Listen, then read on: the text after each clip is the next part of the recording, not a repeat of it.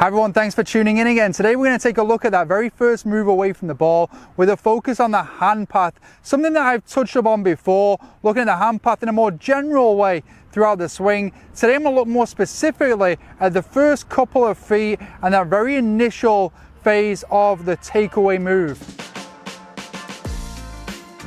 So one of the videos that I posted in the past that I have had a lot of questions and people connect with me about was the hand path in backswing, and most people's general consensus was they were surprised that the hands actually moved a little bit away from the body or a little bit towards the ball in the very start of the backswing before they then worked in and up towards the top. Okay, so what I'm going to do today is present a very simple way of working on what will be the right amount of the hands working out, because there's definitely a point where you wouldn't want to see the hands working too much away from your body either. There's a nice little window there for the majority of players that would work really nicely. So and that's what I'm gonna share with you.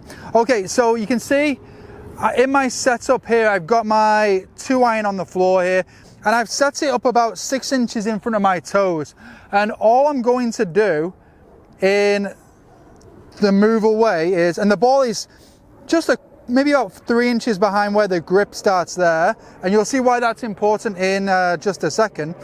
But all I'm going to do is get myself set up, and then in the move away, I've got the club then, because 6 inches in front is usually nicely under where the grip starts.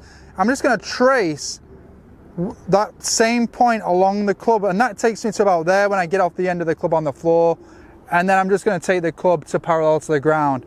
And as simple as it sounds, that really does allow for the nice little amount of move away, and it's right around here, this point here where the club is parallel to the ground, that I've seen on 3D. A lot of good strikers then will start to move a little in. Some might even be the hands be out of where they started, still a bit higher in the swing, but at least to here, we don't want those clubs the hands getting deeper than where they started. So this club on the ground is a really awesome reference for that. So getting to set up again, as I'm set up there, right where the grip starts is over the club shaft on the floor.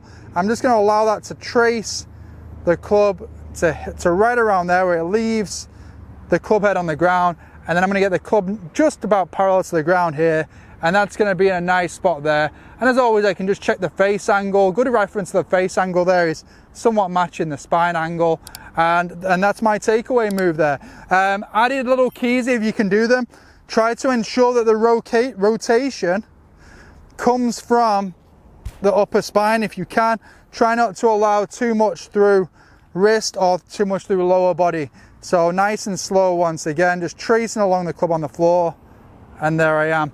Okay, so that's a simple one that you can work on at home or on the range. And I find if you do it nice and slow and then take it onto the course with a nice pace in those first couple of feet in the takeaway, it really sets a player up to hit a lot of good successful golf shots.